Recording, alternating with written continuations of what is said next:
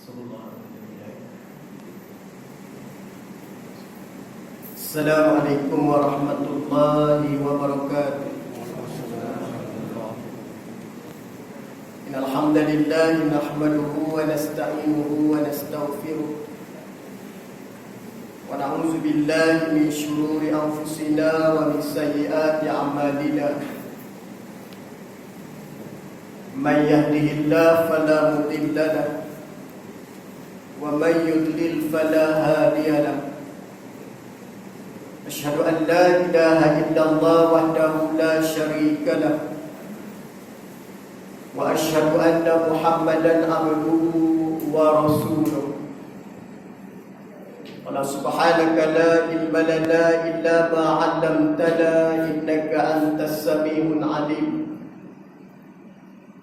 Qala rabbi shrah lana sudurana wa yassir lana umurana.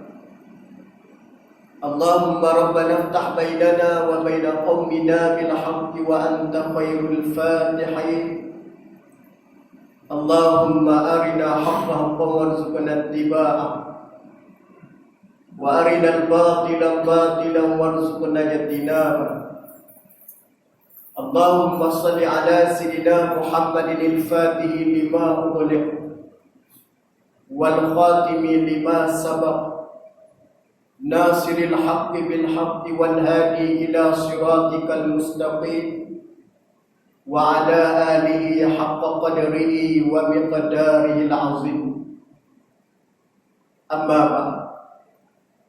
Allahumma sayyiban nafi'a, yang dikasihi Tuan Pengerusi, seterusnya Tuan Imam, sasa pimpinan surau, masyarakat, ibu-ibu, ayah-ayah yang dirahmati, dimulia para jemaah sekalian. Pertama dan utama pada malam ini kita merafakkan setinggi-tinggi kehadrat Jalla wa'ala dengan izinnya. Kita sama-sama dapat datang ke surau lebih awal dan berjemaah. Mudah-mudahan ibadat solat yang kita laksanakan ini, tuan-tuan, di antara ibadat solat yang terbaik, bagi memastikan supaya senantiasa ibadat kita ini diterima dan dikabul oleh Allah.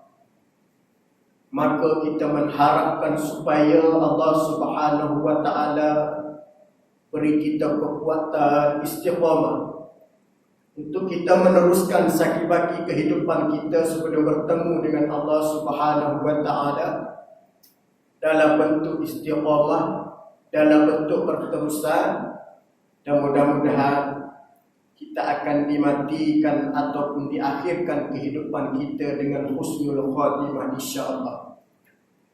Sidang para jemaah, ibu-ibu, ayah-ayah yang dirahmati oleh Allah, pada malam ini kita sambung ke seterusnya perbincangan daripada kitab Al-Adabul Mufrad, daripada karangan ataupun susunan Amirul Mukmin fil Hadis Al-Imam Bukhari ataupun Muhammad bin Ismail.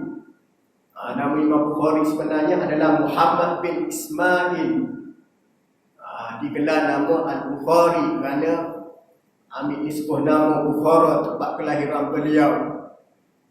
Dan kita tengok tuan-tuan, pada malam ini hadis yang dipetik daripada tajuk daripada bab adab, pecahan daripada bab adab, yang mana bagaimana Al-Imam Bukhari menyebut di dalam tajuk dia dalam perbincangan kita pada malam ini, yang disebut oleh Nabi sallallahu alaihi wasallam, bagaimana Allah Subhanahu wa ta'ala ini meletakkan kedua ibu bapa pada tempat yang tinggi nisbah pada makhluk.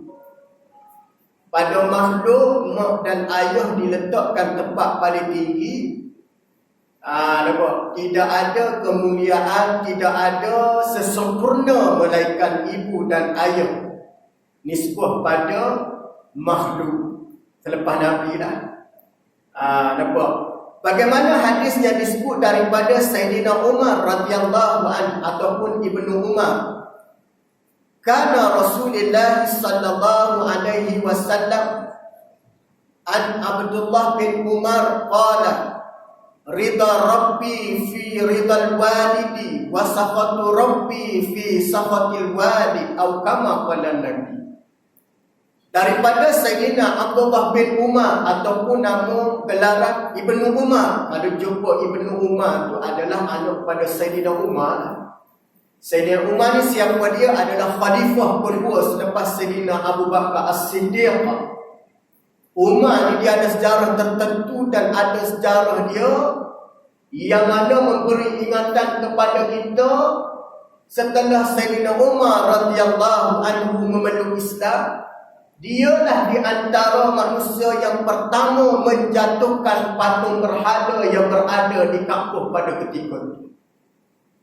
Sebelum Umar masuk Islam, tak ada seorang pun berani di kalangan para sahabat Nabi nak masuk Masjidil Haram, nak datang di Kaabah, nak buang patung berhala. Melainkan Sayyidina Umar ni dah yang masuk.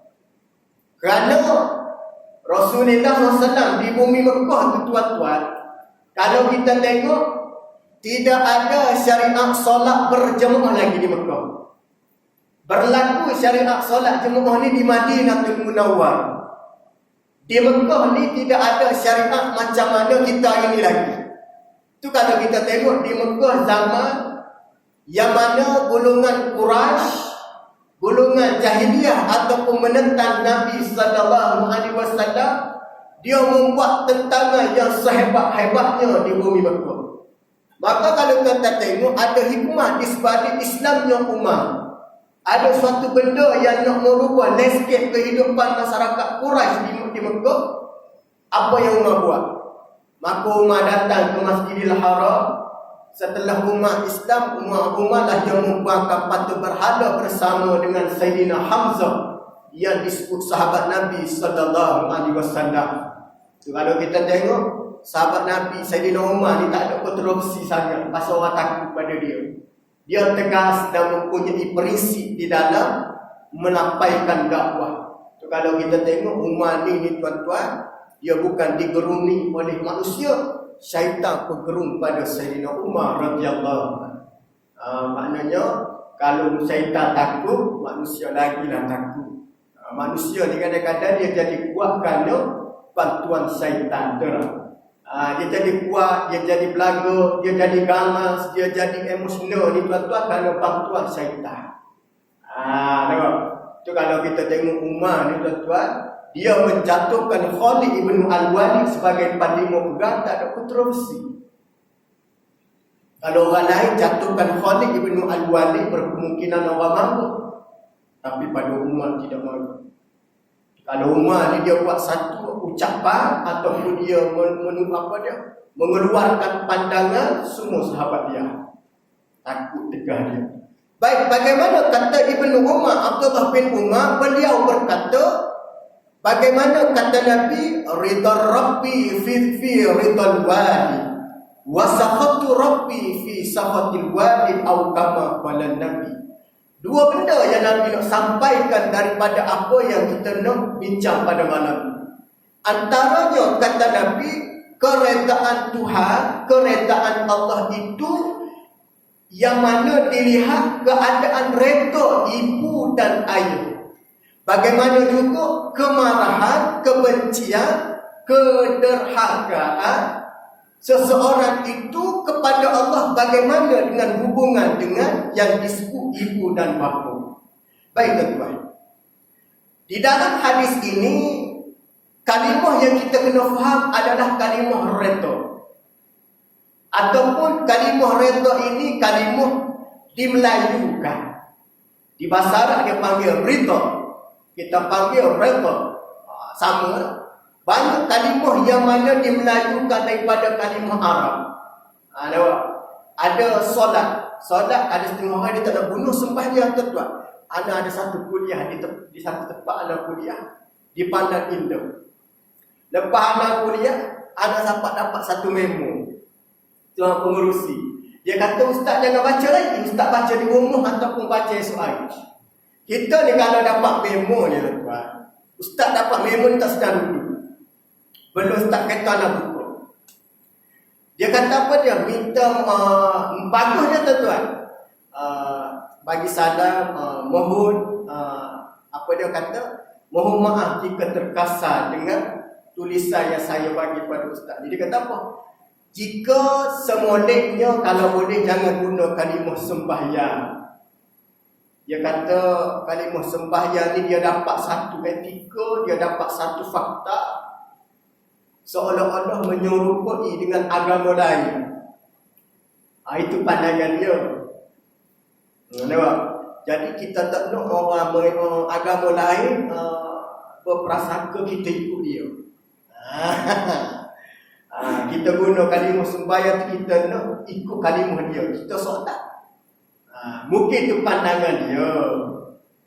Solat ni adalah bahasa Arab. Bahasa Melayu dia panggil sembahyang, ataupun kita sebut menyembah Allah. Nampak? Jadi tak ada isu yang termungkin kefahaman dia, sebab dia menasihkan pada sebutan sembah yang mungkin yang itu dirujuk pada siapa dia tak tahu dah. Tapi kita ni solat ni adalah satu ibadah khusus. Kalau kita nak ikut tuan-tuan, ibadah khusus ini tidak boleh kita nak menyamui mana-mana ibadah. Kita sembahyang, sesungguhnya solatku, itu bahasa Arab sembahyang, solat. Kalau kita nak, sesungguhnya sembahyangku, ibadahku, makna ibadah ni luas. Sembahyang ni khusus pada solat ibadah kita buat ni dah. Tak ada isu lah mungkin pandangan dia. Tak apalah, lagi bulan depan dah cerita lah. Islam dia tak mengikut orang, tak mungkin orang lain ikut cara Islam. Islam dia tidak menyerupai siapa-siapa, sebab agama ini yang dibawa daripada awal-awal daripada Nabi sallallahu alaihi wasallam. Baik, bagaimana tuan-tuan kalimah taat ini ataupun kita sebut redha? Redha ini adalah satu kalimah yang tuan-tuan kena letak pada tempat yang sepatutnya. Itu kalau kita tengok Allah Subhanahu wa taala, dia meletakkan kalimah ini dengan tempat yang sepatutnya dan diberi kepada hamba yang sepatutnya. Siapa dia yang mendapat redha Allah? Para nabi. Siapa dia di kalangan mendapat redha Allah? Para sahabat yang ikut cara Nabi ridwanullah alaihim ajmain. Ini kalimah redha. Kalimah redha ini difokus ataupun dispesifikkan kepada perkara yang dimana diajar ataupun diwajib oleh Allah. Ataupun yang disebut kalimah ini kalimah yang mana satu kalimah yang diletak pada tempat yang tinggi. Itu kalau kita tengok, kalimah ini tak boleh kita nak guna sewena-wenanya. Contoh marah. Pada marah kalau nak letak dengan kalimah redha, aku tak redha pada kamu. Waktu kita marah tidak dibenarkan. Kerana kalimah ini kalimah yang cukup-cukup mulia. Nampak? Siapakah yang menggunakan kalimah ini? Kalimah ini yang sebenarnya Allah Subhanahu wa taala menggunakan. Allah Ta'ala guna kalimah ini. Aku meredhakan di kalangan umat Muhammad, al-yawma akmaltu lakum dinakum wa atmamtu alaikum nikmati wa raditu lakumul Islam madina. Ini ayat yang Allah Ta'ala guna di dalam Al-Quran. Maknanya tuan-tuan, kalimah ini adalah satu kalimah yang diletak pada tempat yang tinggi. Dan Allah Subhanahu wa taala nak mentauhidkan bahawasanya kalimah ini bukan kalimah yang boleh diucap main-main di bibir mulut, tak boleh. Sehingga Allah Taala sebut bagaimana wa raditu lakumul Islam madina. Aku redha kepada kalian Islam sebagai agama.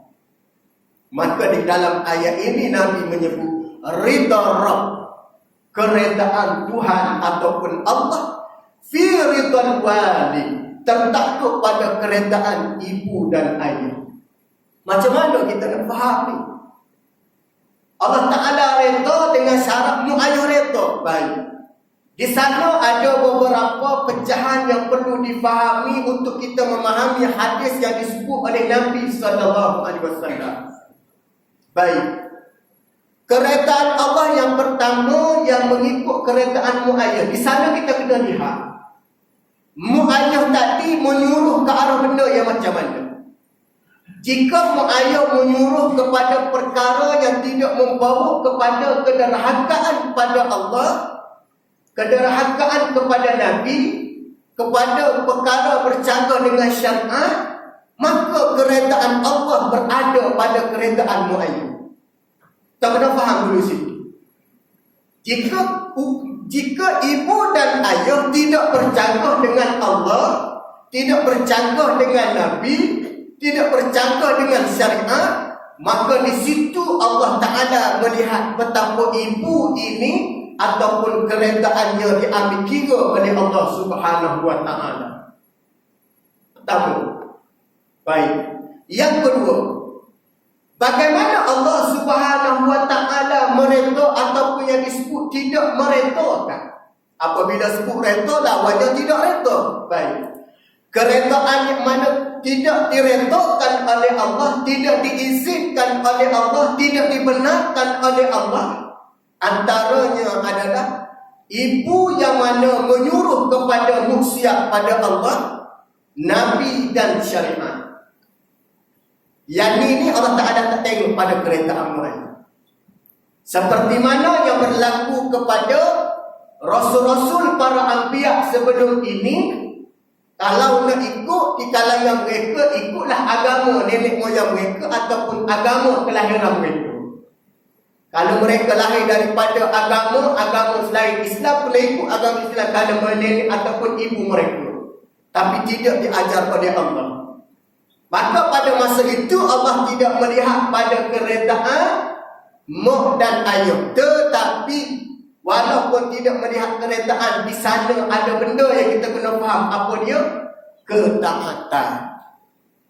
Ketaatan. Ibu dan ayah tidak terputus ketaatan. Baik. Dua insan yang kita kena faham. Pertama ibu, kedua ayah. Apa beza dua ni? Apa beza ibu dan ayah? Baik. Perbezaannya begini. Ibu di dalam kemuliaan letak pada mak. Di dalam ketaatan letak pada ayah. Langsung mudah faham. Dalam kemuliaan ibulah diletak tempat paling tinggi. Mulia ibu. Kenapa mulia ibu? Di dalam hadis ada menyebut Nabi SAW mengungkap beberapa kali. Di antara hadis daripada apa dia tuan-tuan? Hadis daripada Rasulullah yang diriwayat daripada Sayyidina Muawiyah. Rasulullah mengungkap 3 kali nama ummuka, summa abuka. Ada setengah riwayat ukhra, riwayat lain ummuka, summa abuka. Ada setengah sampai 5 kali Nabi menyebut nama ibu. Ayah yang kecil hati pula. Nabi sebut nama mu banyak kali, ayah kecil hati tidak. Di dalam bab kemuliaan, ibu diletak tempat yang paling tinggi. Macam mana mulia? Faham memuliakan ibu? Contoh. Dalam bab kita nak khidmat dengan ibu dulu. Khidmat dengan ibu dulu. Contoh, apa-apa benda kalau kita nak bagi ke ibu dulu. Bagi ke ibu dulu. Contoh kita makan di kedai, diingatnya kepada mu, buat balik di rumah. Secara automatiknya balik rumah pemuk akan ada untuk ayah. Tak ada mu jadi makan berabi, yang ingat ke lelaki dia. Maruh lelaki macam mana, tuan tadi sempat. Nampak? Dalam buat apa-apa mu ni, untuk mu. Maka mu tahu dah untuk ayah. Baik. Dalam bab kemuliaan, ibu kena bagi, kena mulia. Kalau ayah bagi kalau duit RM100 contoh, mesti bagi mak RM70, ayah RM30. Sungguh. Ini anak dia ni. Oh, suka muslimah. Ui, nasib baik tak cerita aku dapat lebih ni. Memang macam tu. Ibu kena dapat lebih. Betul? Nampak? Tapi tuan-tuan, bila ayah special ustaz? Ayah special ni dalam mentaati perintah. Contoh. Ayah kata, aku tak benarkan kau kahwin dengan anak sekian-sekian, anak si fulan. Kenapa ayah tak benarkan kahwin? kerana ayah tak setuju dengan pilihan kamu. Kerana ayah dapat maklumat budak ni pilih, biar. Isteri tak boleh nak canggung. Jangan pula isteri bini kata, bang, saya melahirkan dia. Tak boleh. Kerana dalam kuasa membuat keputusan mentaati perintah dulu padanya. Oh, besarnya, tingginya suami pada masa itu. Suami kata, saya tak izin, cukup. Cukup meja, diam. Yang hari ni dia lagi cakap, bini, last sekali. Ini lelaki punya keputusan, dia kelebihan. Tuan-tuan jangan ingat, Nabi menyebut nama isteri, nama ibu 3-4 kali sampai 4 kali ni tuan-tuan, kerana Nabi hargai pertama, ibu mengandung. Kedua, ibu melahir. Ketiga, ibu menyusu. Keempat, ibu membesar. Itu sampai 4 kali sebut nama ibu tu. Ibu mengandung. Sama buat kerja sekali tu tuan. Cuma kerja sama sekali. Mengandung ibu. Bawa perut. Laki ada bawa perut. Bawa perut tak ada apa tentang barang tu je. Tapi nak cerita ibu bawa ni tuan-tuan, Masya Allah, tabarakallah, tak mahu dah bawa perut ni tuan-tuan, ada besar-besarnya perut. Pengorbanan ibu. Melahir, menyusu, membesar. Allah. Ayah hanya biasa dah. Zaman-zaman anak tidur dulu, buai anak dah. Biasa anak tidur dulu, ayah tidur dulu. Sama anak. Tu kata tadi, mak ni Allah. Ibu-ibu betul dah. Tapi tuan-tuan, apabila bertempur mak dengan ayah, pertembungan berlaku, maka kedudukan ayah tu tinggi. Contoh. Saat lagi kita balik semayang isyak, sekejap lagi air kopi pun ada lah. Secara yang lebih kita tadi. Boleh pisah sekeping. Sama-sama mari surau ni. Ada kopi dengan goreng pisah. Bagi anak macam mana nak buat keputusan? Apa perlu dibuat oleh anak? Mungkin ibu ada jawapan. Maka Islam kata dalam bertempur situasi macam tu, maka menghormati ayah tu lebih berbanding ibu. Kita pun bagi air padanya. Kalau bagi pada mu, ada kau bini minum, bini akan bagi pada suami tu. Betul tak? Bang minum lah bang, siapa dah saya buat lain. Tapi di segi tu susunan hormat, kalau ada pada saat tu, maka dahulukan ayah dulu. Kenapa? Kerana ayah penat di dalam mencari nafkah, ayah penat dalam membuat kerja dan sebagainya. Itu kalau kita tengok, anak apabila tengok ayah balik kerja, dahulukan diberi air. Isteri, asalnya bini kena bagi air pada suaminya. Asalnya suami isteri. Tapi isteri dia tak larang anak tolong buat kerja ni. Apabila bertemu ke mana-mana, ayah dulu kena bagi. Ni air untuk ayah, maka baru bagi pada mu. Maksudnya baru bagi pada mu. Bagi ayah dulu. Ni dalam keadaan adab cara Rasulullah sallallahu alaihi wasallam. Kerana pernah berlaku, dibagi pada Aisyah, kata Aisyah, kamu bagilah pada Nabi sallallahu alaihi wasallam. Pada kedudukan ni tuan-tuan, ayah tinggi. Tu kata tadi, ibu ni dia mulia, kemuliaan memang dia. Tapi dalam bab tentang atas, mesti pada ayah. Kalau ayah kata tak boleh, tak boleh lah. Tak boleh lah kalau ayah kata. Tapi kalau ibu ni, tu kata-kata orang lelaki ni, tuan-tuan jangan buat keputusan tanpa berbicara, tanpa berbincang, kena bincang juga. Contohnya, ada rombongan masuk membina anak perempuan kan. Anak perempuan masuk membina, tiba-tiba ayah kenal, emak kenal. Ayah tak apa-apalah kenal lah mana ayah. Ayah kata kita kena tengok juga latar belakang macam mana orang ni semayang, dia tidur.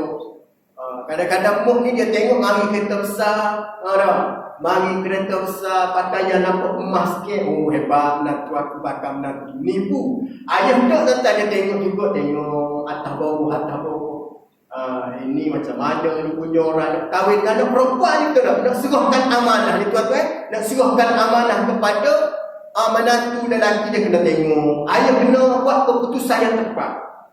Dalam bab ni isteri kena bagi laluan kepada suami, nak istikharah ke, nak doa ke, nak minta dengan Allah pun bagilah kedua. Anak perempuan yang nak cerita ni, jangan silap buat keputusan kerana tanggungjawab.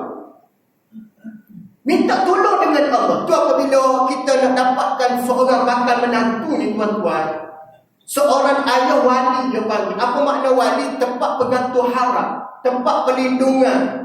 Sebelum ni amanah dia bukan tuan-tuan, amanah. Maka nak suruh amanah, dia kena minta tolong dengan Allah. Doa, ya Allah, berilah ya Allah petunjuk keputusan yang tepat ya Allah bagi pada suami. Ni penting suami ni orang yang solat dia kata. Orang yang solat ni. Kalau suami jadi tak semayang, dia kata tak kisah, yang penting duduk pada anak kita je. Yang ni kena hati-hati. Kenapa dia tuan-tuan? Kerana jika seorang ibu dan ayah tadi mendapat ataupun tidak mendapat keredaan Allah, dengan erti kata mereka ini tidak mengikut segala peraturan Allah, maka Allah Ta'ala tak reda. Baik, Allah Ta'ala tak reda dengan erti kata Allah Ta'ala tidak suka cara ibu dan ayah meletakkan kemuliaan dia kerana bercanggah dengan apa perintah Allah. Tak boleh kita sewena-wena nak guna kuasa kita tu sewena-wenanya, tak boleh. Kita kena tengok di sudut pandangan dan cara Nabi sallallahu alaihi wasallam mengatakan ataupun menyebut kemuliaan dan ayat. Maknanya dalam keretaan ini kena dilihat juga di sudut agama dan syariat. Baik, dalam bab hormat umum. Hormat, kena hormat walaupun dia non-Muslim. Walaupun dia non-Muslim. Kerana walaupun ibu dan ayah non-Muslim, anak Muslim tidak gugur ketaatan. Tidak gugur ketaatan, cuma dia tidak ada keredaan. Kerana keredaan itu sudah dikembali pada Allah. Jangan kata tunggu non-Muslim nak reda, memang tak ada istilah keredaan pada orang bukan Islam. Orang bukan Islam dia tidak ada keredaan. Jadi ketaatan masih ada, keredaan sudah tidak ada. Kerana keredaan itu dikembalikan mutlak pada Allah. Maknanya dalam bab hukum mak ayah tidak boleh nak masuk campur dah. Kerana mak ayah itu bukan Muslim. Maknanya anak nak sembahyang mak ayah tak boleh nak halal. Kalau mak ayah halal sekalipun tidak gugur halangan itu jika dibuat oleh anak, tidak dinamakan anak yang derhaka. Kerana reda sudah tidak ada. Kena kembali pada Allah. Cuma taat tu kena ada taat. Taat ni jangan nak faham dengar tadi kena taat. Ada perkara kena dengar, tak perlu taat. Baik, dengar, tapi tak perlu taat. Kerana ketaatan ini apabila bercampur dengan apa dia arahan Allah, Allah Ta'ala kata ati'ullah wa ati'ur rasul. Taat perintah Allah, taat perintah Rasul. Tiba-tiba bertempur dengan seorang ibu dan ayah non-Muslim yang tidak membenarkan ayah dia dan anak dia tadi melakukan ibadah, maka ketaatan Allah dan Rasul mesti diutamakan. Pada masa itu dia tak panggil derhaka, tetapi masih mentaati. Yang itu kena jelas. Jangan kita silap faham. Jangan kita menggunakan kelebihan untuk kita mengeluarkan satu perkara yang dilarang oleh Allah. Tapi taat wajib. Taat wajib. Tak boleh nak lawan, tak boleh nak derhaka, tak boleh nak tinggi suara, tak boleh kita nak herdik dia. Baik. Para ulama tafsir menghuraikan ayat fala taqul lahuma uffin wa la tanharhuma wa qul lahuma qawlan karima dalam Al-Quran. Jangan kamu berkata uff ataupun meninggikan suara. Baik. Ada setengah ulama tafsir menghuraikan ayat ini difokus pertama pada mak dan ayah. Ada juga di kalangan ulama tafsir menghuraikan tidak semestinya mak ayah, tetapi orang yang berumur, berusia. Orang tua. Tak kira mana-mana orang tua. Tak boleh kita nak kata tak boleh. Memang disebut. Tengok di kalangan ulama kata fokus spesifikkan mula-mula kepada mak ayah. Baik. Maka dia mengembangkan betapa Al-Quran ini tidak memfokuskan dengan sesuatu masalah sahaja. Maka diletakkan juga jangan kamu berkata kepada orang yang mana lebih berusia berbanding dengan kamu. Tak boleh. Tak boleh kita nak mengatakan pada mereka. Kerana kedudukan mereka itu lebih berusia dan dia ini semacam di antara kedudukan ibu dan ayah kamu. Maknanya orang tua kita tak boleh nak kata pun tak boleh. Jangan kata dengan mak ayah kita saja, orang tua. Ini tambah-tambah pula hari ni. Bayangkan Razak, kadang-kadang kita mari ngecek kan. Orang tua ni tuan-tuan, ayah haji, mak haji kadang-kadang dia drive kereta. Bukan dia tak bagi signal tuan-tuan, dia teringat. Teringat tak bagi dia. Kadang-kadang dia potong tu tuan-tuan, Masya Allah tabarakallah. Kadang-kadang anda beringat sangat. Beringat sangat dengan arti kata kita tak tahu Wallahu a'lam. Pun dia masuk lorong, dia tak bagi signal. Tengok-tengok, Masya Allah, ayah haji. Kita ada masa tu tuan-tuan naik ni.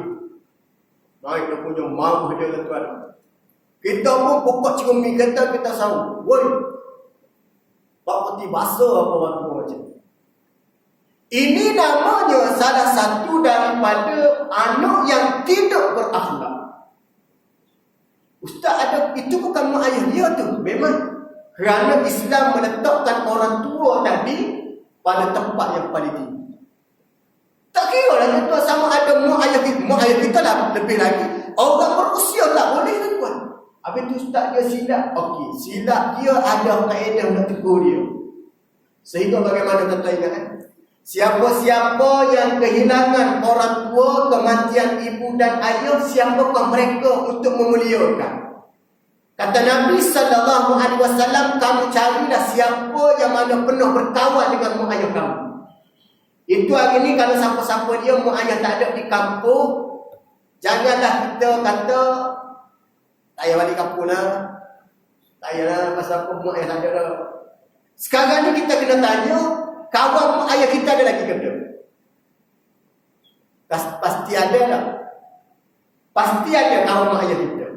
Maka apabila kawan mak ayah kita ada, selebih moneknya kamu pergi berkhidmat kepada kawan mak ayah kamu muliakan mereka, kamu ikramkan mereka, kamu beri khidmat yang terbaik untuk mereka, maka mudah-mudahan kamu akan dapat juga pahala seperti mana buat baik pada mak ayah kamu. Cari kawan mak ayah kita. Kerana menghiburkan kawan daripada kawan ibu dan ayah itu adalah di antara perkara yang diajar oleh Nabi. Balik pergi cari beli gula, beli beras, kapit, beli susu, ada duit RM50, RM1 bagi. Gembira tak dia? Gembira.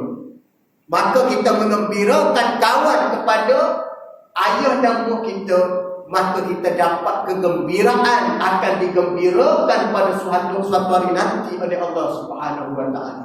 Pergi cari. Maknanya jangan kita lupa, dia panggil lupa kulit. Jangan. Walaupun makan kacang tu tuan-tuan, kulit tu jangan buang merata, tak kena tu siapa. Makan kacang kan, jangan buang kulit dia, ingat kulit tu duduk di mana. Ni merata buat. Mana nak kata kemuliaan tu tuan-tuan, kemuliaan. Apabila kawan pada mak ayah kita tadi gembira, kita mengembirakan seumpama kita mengembirakan hati dan perasaan mak ayah kita. Oh besarnya tuan-tuan. Tama-tama mak ayah kita mari dengan ilmu surah, dijumpa dengan ilmu surah. Apa dia kata doa? Dia doa tuan-tuan, dia doa. Doa orang tua ni tuan-tuan, masya-Allah tabarakallah. Boleh maknanya kemuliaan mak ayah tadi tertakluk selagi mana tidak berjaga dengan keredaan Allah dan Nabi. Nampak tak? Baik. Yang kedua kata Nabi, wasakhatu rabbi fi sakhatil wali. Bagaimana Allah Ta'ala marah ni kepada manusia, kepada anak yang bergantung kemurkaan ibu dan ayah. Baik. Bukan bermakna ibu dan ayah itu menghukum ataupun memberi dosa ataupun dia meletakkan dosa pada anak, bukan. Tetapi Allah Subhanahu wa taala marah bila mana seorang anak tidak mengikut perintah ibu dan ayah tadi yang mana bertepatan dengan perintah Allah dan Rasul. Mu ayah kata solatlah, jangan tak solat. Tak solat ni dosa. Mu ayah kata tutuplah aurat, tak tutup aurat free hand ni berdosa. Nampak? Mu ayah kata belajarlah Quran, mengajilah Al-Quran, kerana Al-Quran yang kita baca ini menjadi peneman dalam kubur. Nampak? Maka anak tidak hiraukan apa yang mana ataupun yang disuruh, bahkan perbuatan yang disuruh itu ada kaitan dengan agama. Maka Allah Ta'ala marah kerana apa dia? Kemarahan juga pada ibu tadi. Ibu pun tak setuju kau ibu setuju kalau anak tak sembahyang. Aku Ustaz biasa berlaku ni Ustaz, anak-anak dah berkahwin. Anak berkahwin ni kata hati-hati. Anak berkahwin ni kadang-kadang orang kata tak ada dah kuasa nak menegur. Ada orang kata tak boleh tegur dah anak kalau dah berkahwin, takut tegur, takut keduh hati, takut terasa hati, takut bulan depan dia tak main dah, takut dia stop subsidi, tegur anak dah. Biasa anak bagi 300, bulan-bulan tegur tak bagi dah. Tuan-tuan, itu dalam kaedah Islam ni tuan-tuan. Kita nak menegur, kita betulkan niat kita dulu. Apabila kita menegur ni, kita masuk daripada hadis yang Nabi sebut, man ra'a minkum munkaran falyughayyirhu biyadihi. Orang yang meninggalkan solat ni adalah pemungkaran. Kita hari ni tuan-tuan, dalam rumah tangga, selagi mana bernama hubungan kekeluargaan, qu anfusakum wa ahlikum nar. Wahai orang-orang yang beriman, qu anfusakum, pelihara diri kamu dan ahli keluarga kamu. Walaupun dia berkahwin, masih ada hak bagi ibu dan ayah menegur. Baik, teguran ini asal dia ayah kena tegur. Tapi hari ni anak dengan ayah dia jadi genggang kadang-kadang. Anak ni dia lebih akrab dengan mak. Maka diletakkan pada mak, disuruh pada mak menegur. Maka ibu tegur kata, Lo ni kena semayang lo. Mak tengok semayang juga. Mari mak ni kadang-kadang semayang lewat. Tengok bini lo sendiri pun tak semayang. Apa benda ni lo? Begitu. Kesian mak membesarkan lo daripada kecil sampai besar, masuk universiti, bagi makan lo, berjaya jadi seorang yang berkerjaya. Lo tak kesian ke mak ke? Begitu. Apabila ibu menutur bicara dengan penuh hikmah, mana mungkin anak terima. Kalau ayah dia tak boleh ada tugas. Ayah dia kata, ni tak kerti bahasa. Itu ayah punya style. Tu ayah tak nak bercakap, kalau dia ada bercakap. Dah. Ayah ni dia, mana ayah begitu tuan. Mak ni dia guna bahasa dia. Walaupun mak tak mengaji bidang sastera masa sekolah dulu, tuan, apabila dia menegur anak tu dia penuh berhikmah, penuh beradab. Betul tak ibu ayah dia tuan, kita dengar dia tak cair dengar. Betul? Dia guna ayat dia. Ayat yang paling kita tak boleh tahan. Lu tak siap ke kamu? Sikit hari mak dalam kubur sorang-sorang, kalau lu tak semayang macam ni, Allah seksanya. Ni kaedah. Walaupun dia dah dapat cucu tuan-tuan, dia kena tegur dengan penuh hikmah. Ni cara Nabi. Rasulullah SAW kata Aisyah, dia panggil ahli keluarga, dia panggil anak menantu, dia panggil semua. Apa kata Nabi? Usikum bitaqwallahi azza wa jalla. Aku nasihat kepada kalian, bertakwalah pada Allah. Ni wasiat Nabi. Kat kita ni tuan-tuan, wasiat harta je kadang-kadang bagi. Kena wajib tegur ni tuan-tuan, wajib tegur ni. Kalau kita depan mata tak boleh nak tegur, di luar mata kita tak tahu.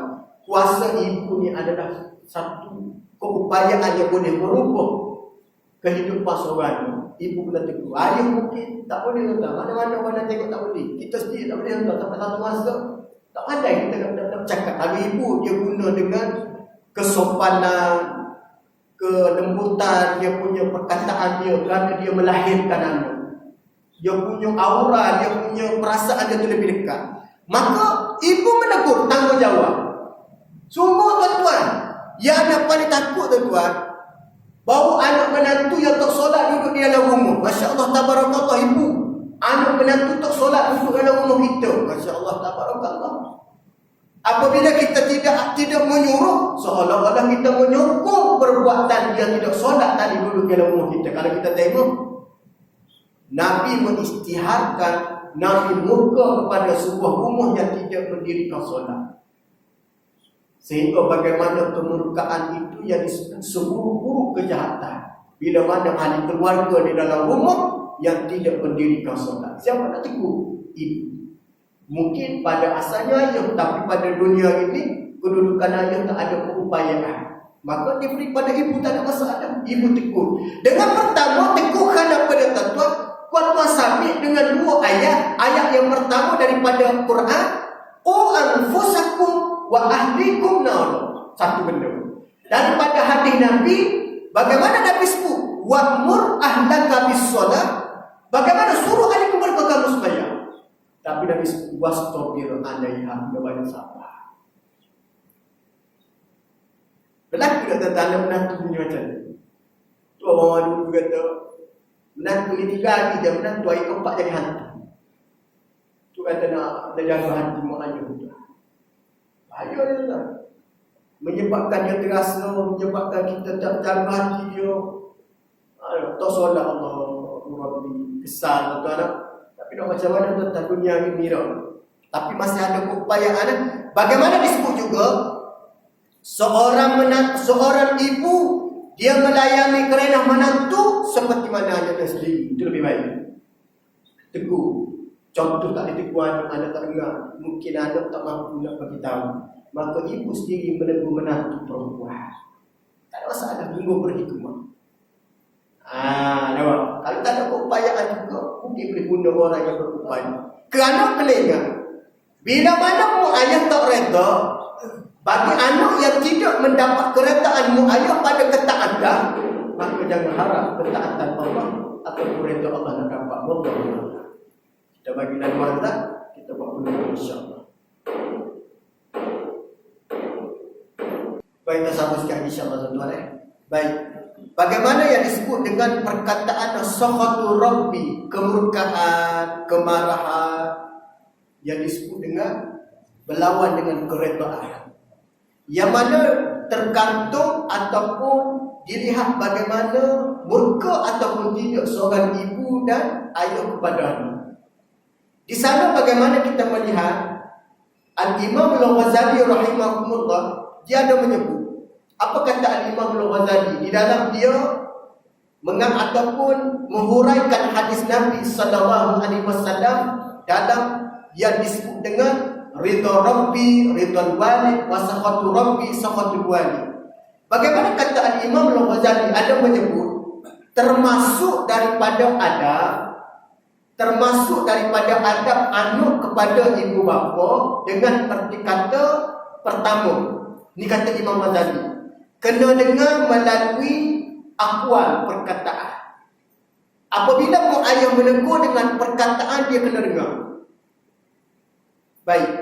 Ibu juga, dia mesti menggunakan sebaik-baik perkataan. Tak boleh dia nak guna perkataan yang kasar, tak boleh. Kerana kaedah nak mendidik ni tuan-tuan, dia tak sama dengan kita memarahi. Kerana mendidik ini dalam kaedah adab dalam Islam, dia kena guna qaulan karimah, kata ayat mulia, sebaik-baik perkataan. Maknanya kalau kita nak didik anak, nak didik anak, nak cerita pada anak, nak menegur anak, dia kena guna bahasa yang cukup indah. Kenapa? Kerana didikan yang indah itu melahirkan natijah yang indah juga. Mana boleh kita mendidik dengan cara keras, Dengan menegur cara keras, kita nak melembutkan tak boleh.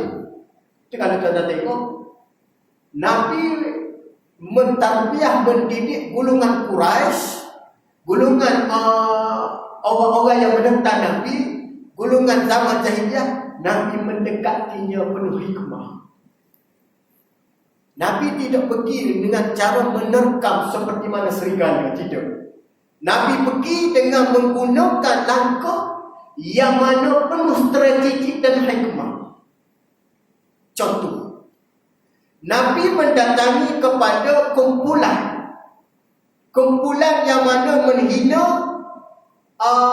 yang disebut Sayyidina Bilal melakukan azan.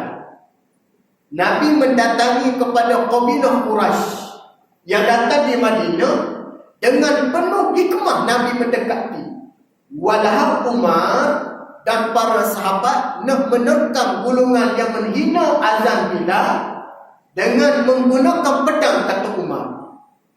Kata Nabi, jangan. Biarkan aku pergi mendekati mereka dengan penuh hikmah. Nabi pergi, sahabat tidak menampakkan Nabi bawa satu unsur mara, unsur dendam, tak ada. Nabi pergi dengan penuh senyum dengan wajah Nabi. Apabila Nabi senyum, pergi ke kabilah yang menghina lawangan azam Bilal, kabilah itu daripada marah kepada Nabi, sudah berubah gambaran dia seolah-olah sambung dengan senyuman. Yang kaedah dia, musuh ni tuan-tuan, kalau dia marah, kilah dengan senyuman. Takkan dia nak marah lagi. Confirm dia takkan marah. Ini di segi ilmu psikologi. Dan kita tinggal marah juga, lagi marah. Kerana air dengan api dia tak boleh luruskan. Api dengan api dia jadi baik. Apabila dia pergi, tuan-tuan, dia nampak seolah-olah sahabat tengok Nabi buat satu perkara yang mana ada di kalangan para sahabat kata, kenapa Nabi buat macam ni? Patutnya Nabi tegas. Rupanya, tuan-tuan, Nabi nak memperbetulkan kenyataan yang dikeluarkan daripada kabilah Mekah yang menghina lawangan azan Sayyidina Bilal di Madinah. Nabi menggunakan ucapan yang paling terbaik dan penuh berhikmah. Sehingga sahabat kata, aku tak pernah dengar Nabi mengungkapkan dengan begitu indah kata-kata di hadapan kabilah tersebut. Kesan. Pendek cerita, kesan daripada itu, Islam kabilah tersebut dan kabilah daripada mereka itu yang dilantik oleh Nabi yang bernama Abu Mahzurah yang melakukan azan di bumi Mekah. Itu adalah di antara sabit bagi Nabi memuliakan, bukan Nabi menghardik dan Nabi menghukum dia. Kita tengok, boleh berubah dengan kelembutan, hikmah, kebijaksanaan Nabi. Itu kita nak dakwah orang, tuan-tuan, terutama dengan Muslim, tak boleh kita tunjuk kekerasan. Kena tunjuk adab molek. Itu dengan Muslim, dengan non-Muslim, dengan anak kita sendiri pun sama juga. Tak boleh, tuan-tuan. Dia kena bunuh apabila anak dah berusia. Nak dakwah dia, nak tegur dia, kena penuh beradab. Macam anda sebut tadi lah, gunakan tutur bicara yang penuh beradab. Nampak? Penuh beradab. Anak dia buah, tuan-tuan. Anak ditewas dengan sungguh. Tun, apabila mau tegur, tuan-tuan, oh, ibu aku, anak tu sembahyang boleh sembahyang. Tapi kadang-kadang tak ada upayaan lah kita nak tegur tu dah. Itu kata Al-Imam Ghazali dengan perkataan dia mula-mula ni. Mula-mula ni kata. Dengan perkataan tu, jangan kita sempang dengan belakang, jangan. Dia kadang-kadang cerita adik-adik, tak boleh, tuan-tuan, jangan. Kita tak puas hati, kita tegur. Pasal tanggungjawab muk ni. Ni cerita pada adik-adik. Adik-adik jadi berdendam belum adik-adik. Dia cerita pada anak dia lain. Jangan. Baik, ada dua benda lah tuan. Kata Nabi. Sama ada anak ni beradat dengan muk, anak kena beradat dengan anak. Dia ada adat semua. Hak atas muk, atas anak atas muk. Ibu dan ayah, dia ada privacy. Bukan semua benda kena cerita di hadapan anak dengan apa dia, anak lelaki dan anak perempuan. Bukan semua benda kena cerita. Ada benda yang perlu tak boleh diceritakan. Perlu kepada perbicaraan dua orang, lelaki bini. Tu kalau kita tengok bagaimana nak masuk ke kamar ibu, Nabi kata minta izin.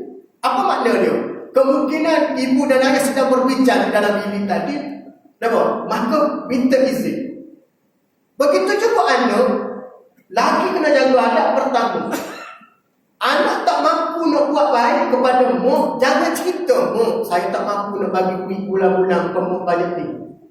Saya tak mampu. Jangan cakap. Sekira-kira kalau cakap, menyebabkan seorang ibu tadi dia keras hati. Jangan cakap. Dengan erti kata, jangan cakap dengan bahasa yang mana menyakiti dia. Kalau cakap, ibu akan kata apa? Aku tak mengharap pemberian kamu. Tak payah. Menyakiti dia. Habis itu macam mana? Ada dengan izin, minta kekuatan dengan Allah. Bagi pada ibu, cukup doakan mudah-mudahan berkati rezeki. Jangan cukup segala jumlah dan sebagainya. Ibu sakit hati. Ya ada orang bagi duit pada mak bulan ni 100 je mak boleh bagi. Nak bayar kereta, nak sepi kereta, nak tukar sport kereta, nak tukar tayar kereta, nak bayar insurans kereta, semua. Lalu sekali mak pun masuk dalam poket cucu. Mak kata, tak apalah ambilan duit ni. Panggil cucu, masuk duit 100 balik dalam poket cucu. Apa perasaan ibu pada masa itu? Terasa tu, dia terasa. Tadi dia bagi balik tu, dia terasa. Tapi anak hari ni suka. Wang bagi duit balik. Boleh makan KFC lagi. Anak punya hak. Suka dia suka balik. Tapi sebenarnya ibu dah terasa. Kerana kita mengisahkan, menyebut segala kekurangan kita. Kalau boleh, kadang kita tengok, jangan kita berbicara dalam buat baik. Tak boleh berbicara. Habis tu kita bagi dia. Cukup. Mau ambil ni adalah sanggup untukmu. Cukup. Tak perlu kita nak memukir. Mau bulan lepas boleh bagi lebih, bulan ni kurang. Mau faham sendiri. Mau faham. Mau takkan tanya, pasal apa bulan lepas banyak, bulan ni sikit. Mau takkan tanya. Mau takkan tanya. Tapi bila anak memukir, seolah-olah di sana tidak ada keikhlasan. Betul tak ibu? Sama-sama kita bagi baik. Baik. Nak bagi bayar dia, tuan-tuan, dia kena ada. Walaupun hak ayah dia kaki smoking sekali. Anak tengok ada orang tak ada adab dengan ayah. Ayah duit ayah saya bagi ni, ayah jangan beli rokok tak berkah. Nampak benda tu simple. Tapi cara kita tak kena. Kita sudah menyakiti hati dia. Tak perlu cakap pun. Cuma mungkin kita boleh guna ayat tu nasihat kepada ataupun cerita pada mu akan nasihat. Baru anak terlepas pandang nak tengok. Walaupun ayah dia kaki semua kuat sangat ayah dia. Bagi duit ayah, duit tak ayah, tapi ayah jangan duit okok pula. Nak duit ni tak berkat jadi pula. Nampak tu. Siapakah yang memberi keberkatan? Ayah terasa dah. Terasa dah ayah haji, terasa dah. Confirm terasa, bukan tunggu kayu bapa kita kan, dia terasa. Adab adab. Nampak? Bagaimana Nabi Allah Ibrahim melayani ayah dia? Dia boleh bersuara muka dengan ayah dia, walaupun ayah dia duduk pikul patung berhala. Dia tak pernah kata, wahai ayahku, sesungguhnya ini adalah patung berhala yang menyebabkan masuk ke dalam neraka. Tak pernah kata.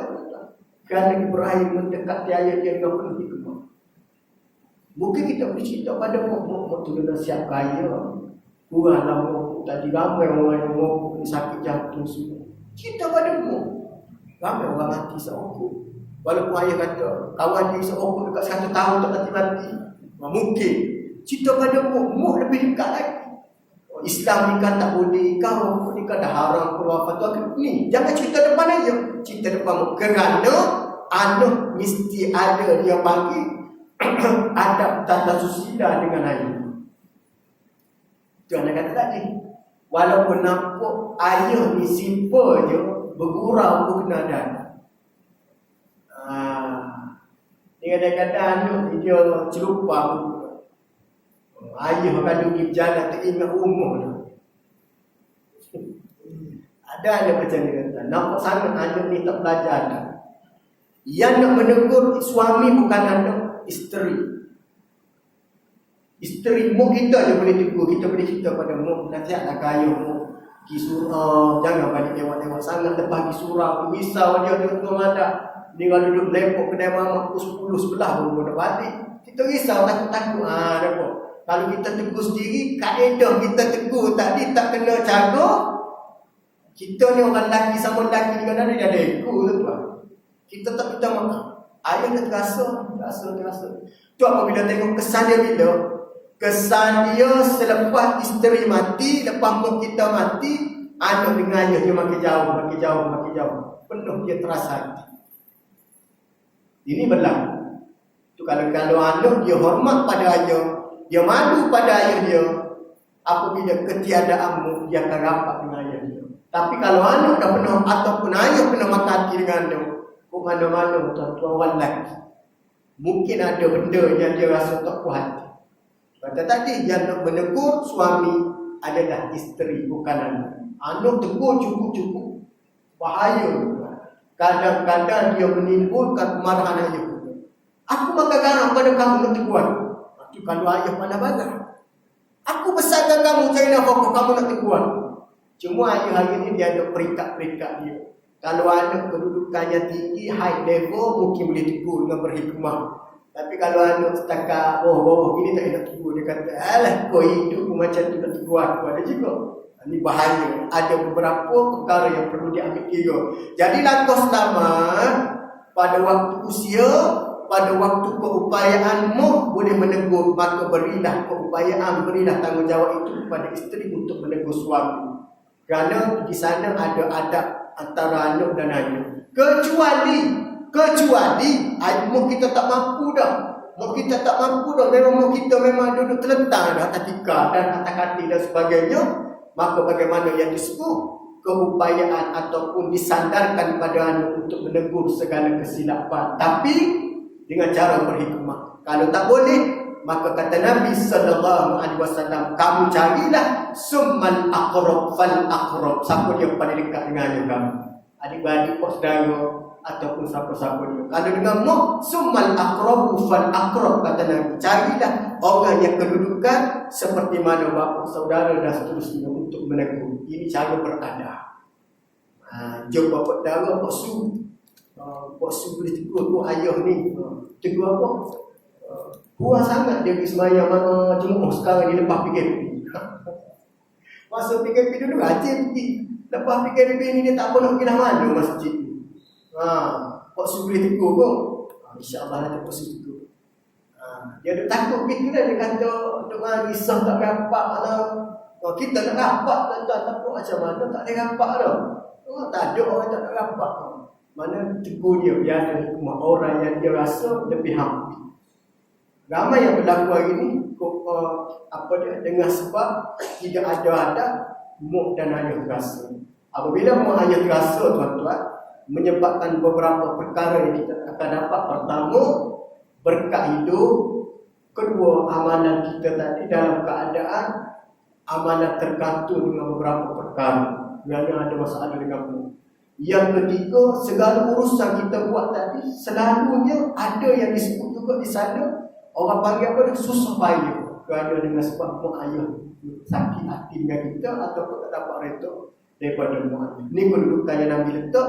Mak ayah itu yang paling tertinggi nisbah pada makhluk selepas Nabi sallallahu alaihi wasallam. Jadi wallahu a'lam cukup sekadar itu pada malam ini, insya-Allah. Mudah-mudahan sama-samalah kita berbuat baik, sama-samalah kita melakukan kebaikan supaya kita menjadi anak-anak yang saleh, supaya kita jadi hamba yang baik di sisi Allah, hamba yang mana mentaati perintah Allah dan hamba yang senantiasa mengharapkan redha Allah Subhanahu wa taala, insyaallah. Wallahu a'lam. A'udzubillahi minasyaitonir rajim. Bismillahirrahmanirrahim. Allahumma zidna fahman nabiyyin wa hifzal mursalin wa ilhaman malaikatil muqarrabin. Ya Allah, ya Tuhan kami, ya Allah, berilah kefahaman pada kami, ya Allah, berilah kekuatan pada kami, ya Allah, jauhkan kami daripada malapetaka, ya Allah, daripada ujian COVID, ya Allah, berikanlah kesembuhan pada kami dan pada para jemaah kami, sanak saudara kami, keluarga kami, ya Allah. Ya Allah, ya Tuhan kami, setelah beri hidayah pada kami, jangan pesukan hidayah ini, ya Allah. Berikanlah kekuatan untuk kami beramal dengan sunnah Nabi sallallahu alaihi wasallam. Rabbana atina fid dunya hasanah wa fil akhirati hasanah wa qina azabannar. Walhamdulillahi rabbil alamin. Wassalamualaikum warahmatullahi wabarakatuh.